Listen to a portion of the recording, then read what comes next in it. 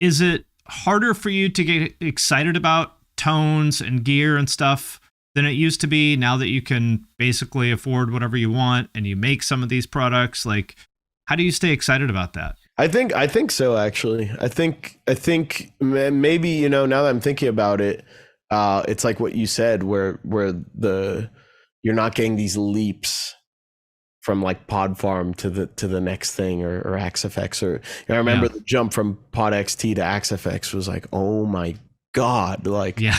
what, how, right? Right. And XFX 2 to XFX 3 is like, cool, there's some cool routing stuff, and I'll Like, use yeah, it sounds XFX 10% better, but yeah. two still sounds pretty good. I mean, as with all things, you know, as you sort of iterate, you know, you're gonna get diminishing returns with Yeah. everything, and that makes sense. But these returns add up, you know, so these are genuinely better things. But I've also found myself just getting less picky. I remember Nolly telling me one thing where he was like, you know, you can always kind of make it work, and just Yeah. understanding. Maybe look, I'd say my approach and my view of this stuff has really changed. There's a couple things that Nolly said. It's always Nolly said something.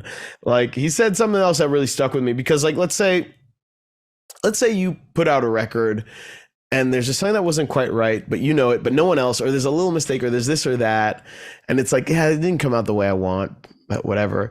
But he was like, you know, the audience always gives you the benefit of the doubt. So when they hear that thing, they think that's exactly what you wanted. And in some cases, they actually love that thing. And I found examples of bands that I love that did that, where I would go to them and be like, I love it. And they're like, oh, that was actually a mistake. That wasn't supposed to be like that. I'm like, no, I love it.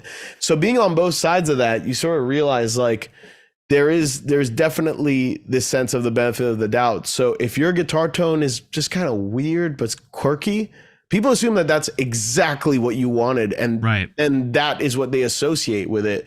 And maybe what you wanted, if you ever got another shot, they'd be like, yeah, you know, but it's not as good as the old. It's got that whole demo that or the thing you spend the time with.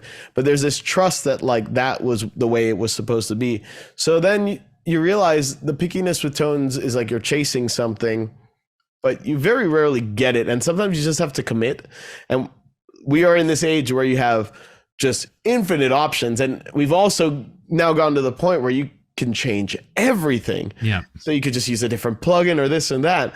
And that could give you total option paralysis. So now it's actually kind of sexy to go back to amps and just print it and just deal with it, you know, like, because you're starting to realize like not having those options would sometimes just allow you to move forward and just commit. Yeah, which is a great problem to have, that, you know, someone with a normal job that doesn't have a ton of money can basically have, you know, all the world-class options that they want on their computer is pretty fucking cool. And so now we have the opposite challenge of like, how do you know, construct your creative process to sort of account for the fact that you don't want to go down the rabbit hole of fully exploring every single one of those at every step, or else you'll never actually finish a song. Right. You'll never make music. And it crushes all the life out of it in so many cases. So I guess that my question, like specifically with GGD, is like, how do you deal with that sort of diminishing returns part? Because I think when GGD came out, I think that was kind of a, maybe not like, you know, a Pod Farm to XFX level step change, but I do think it was a step change, like, you know, because I was part of that launch, and I remember like it was noticeably better sounding than pretty much anything else. Yeah, I mean, you know, yeah, I don't think that we're ever gonna, or if there's gonna be something like that, we're not probably gonna be part of that. It'll be something else that we can't predict.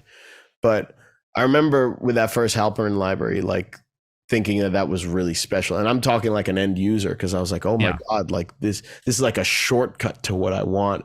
You know, I loved the tune track stuff, and I used it for forever, you know.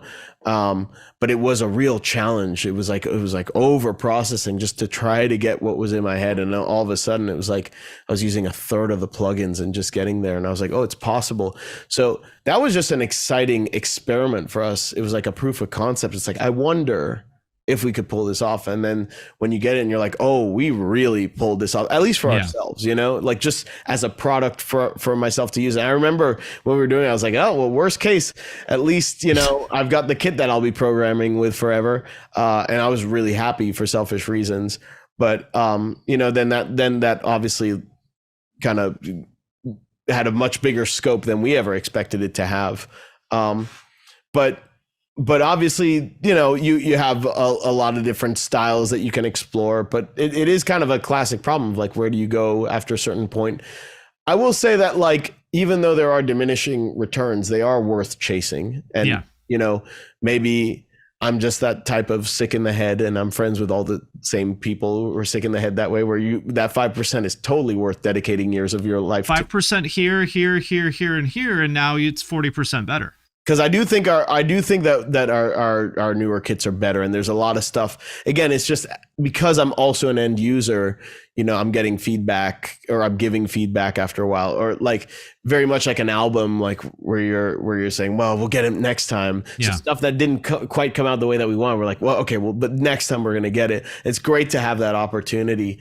So that first Halpern library is such a good example, though, of what you were talking about earlier, of sort of the I don't want to say, it's not that it's good enough, but that people will give you the benefit of the doubt, because like I remember there was that one snare sample where you can hear Nolly's voice in it. Yeah. But everyone, you know, and you know, maybe you're like, oh my God, how the fuck did we let that happen? Oh, I suck. This is terrible. But everybody's like, oh yeah, it's fine. We just edit it out. Whatever. This sounds amazing. Yeah, it is interesting to see that whole dynamic. And I think also, you know, when we put that out, we were just seen as like some kids just doing a thing, you know, and now it's become, you know, a pretty serious company. So now there's a lot more people working on everything, and sort of ensuring like and quality control and all that. And there's still stuff that goes through, but we can always update and whatever. But yeah, I do like how kind of punk rock that was, though. You know, it was very much like, well, I don't think this will cost very much money to do. It'll just kind of cost time and like trust that we could pull it off. Let's just see what happens.